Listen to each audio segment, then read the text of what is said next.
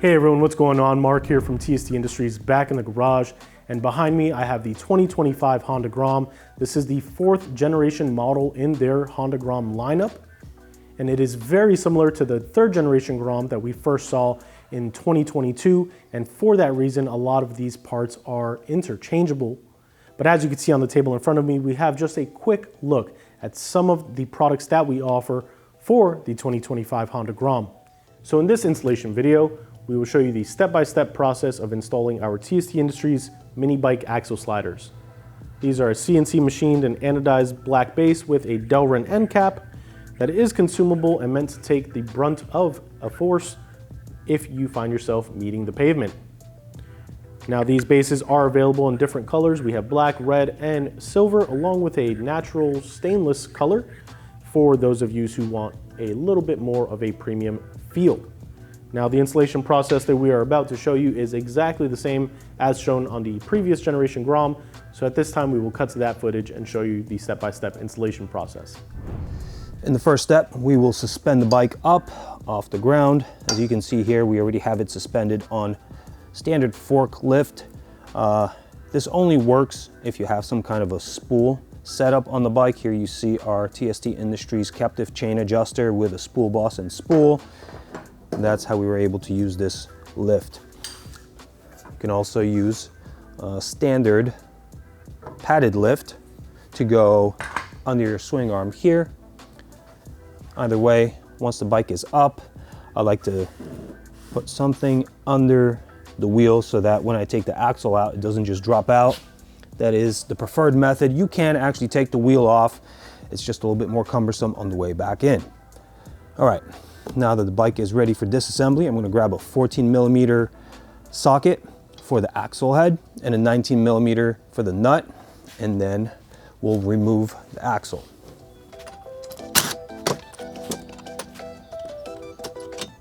All right, now the axle's out.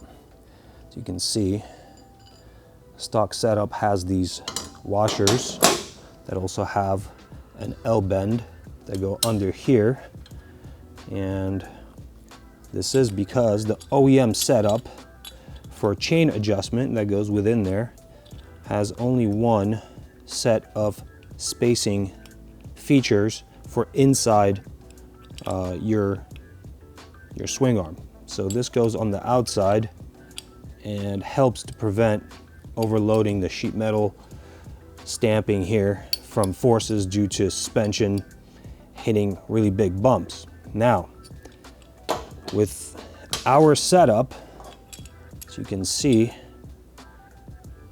there's no need for that outer spacer or outer washer.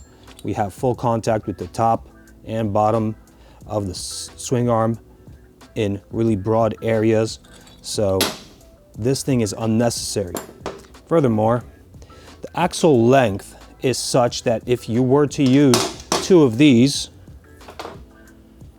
one on each side, then your nut, your locking nut, comes over and locks, but it only shows maybe like 1 or 2 threads, and then you're relying only on the torque that you're applying to the nut for the locking. Still all in good as long as you torque this appropriately. This will require 44 foot-pounds of torque, and then it should be good to go with the locking element still on the threads.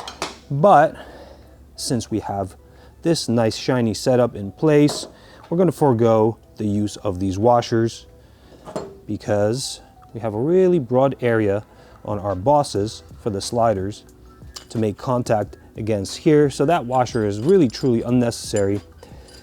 And so let's go ahead and install these now. Obviously, we want to put the axle head inside the cup, feed it through, lift up on the wheel until we get proper concentric placement, and then we just wiggle around until that axle goes through.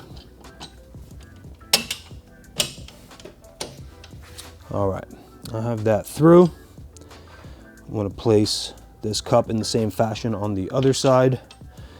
And a quick note here, since these captive chain adjusters stay in place no matter what, your wheelbase and chain tension will remain the same as before we started operating on this bike. In this video, if you have these guys, I recommend loosening them up, pushing the wheel forward, then going through the whole chain tightening procedure, because what I found in the past on the previous generation bikes is that that's required to keep the proper chain tension after this kind of an assembly.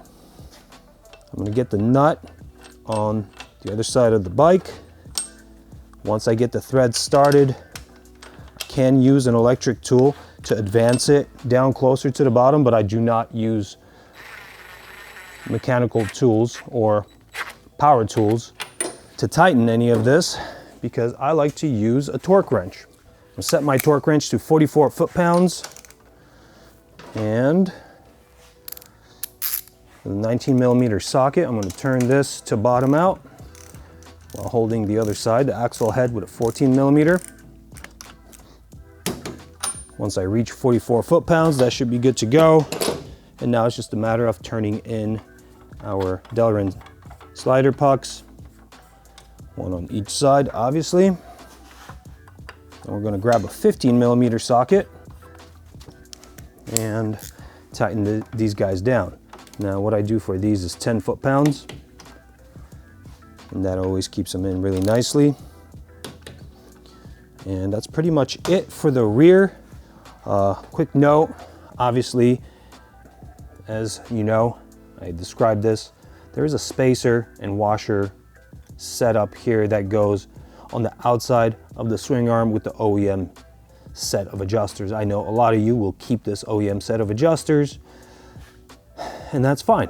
I just want to make sure that your installation is safe. So for the purpose of proper locking on the lock nut on the axle, we want to make sure that you have enough threads showing through that nut, and also that you apply proper torque. Please, I can't stress it enough. Use the appropriate amount of torque. And then if you notice that with the use of these washers, spacers, you don't have any threads protruding past the locking mechanism of the nut, you can remove these guys. They are not absolutely necessary, as shown by the previous generation of the Groms. I've seen a lot of these on race circuits without the use of any spacers. The OEM setup of the previous generation Groms doesn't even include these. There are washers included, but not a spacer mechanism. So don't think that they're absolutely necessary, and it's much more important to have your axle stay on. If you feel uneasy about making this decision, speak to your mechanic, speak to a tech at a local dealership, help you make that choice. All right, anyway, enough yapping here. Let's jump to the front. All right, here in the front, I've suspended the bike already. I have a headstand here on a pin. This is not a typical setup for people. This does make it very easy to work on any angle that we may pick. This is also my easiest way of suspending the bike, so that's what I picked. I think the best paddock stand for this particular bike is the one that goes into the holes with pins from the bottom, because it leaves all of this area unobstructed, but I actually don't have one of those. So this is how we're gonna do it. Again, I have my set of blocks here underneath, so this doesn't go too far down with the wheel after I remove it. 14mm and a 19mm will be our friends at play here again.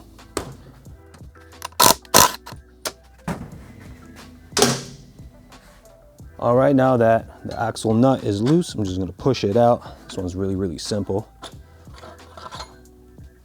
And that's pretty much it.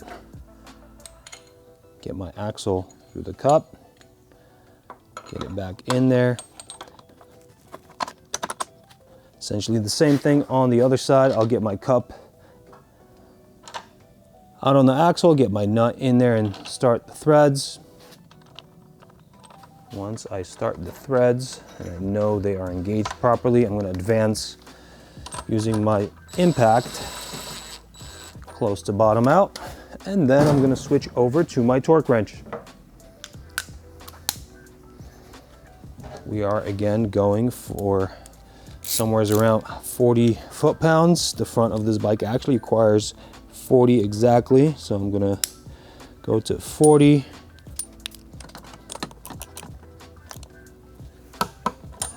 Once I reach that torque, that's it. I'm gonna switch over to my other torque wrench that is preset for 10 foot-pounds and get my delrin caps in.